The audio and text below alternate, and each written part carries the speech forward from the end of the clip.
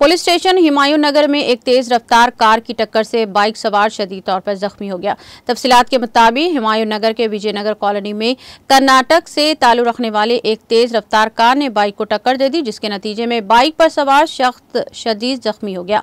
बताया गया है कि खातून चला रही थी। हादसे के फौरी बाद कार में सवार दोनों फरार हो गए और ये वाकया CCTV कैमरे में कैद हो गया।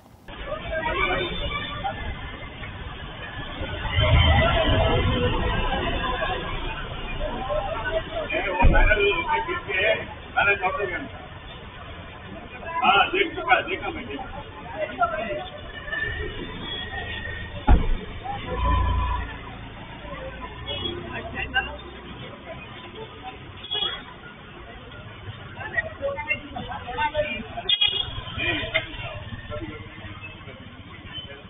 वो गाड़ी गिर के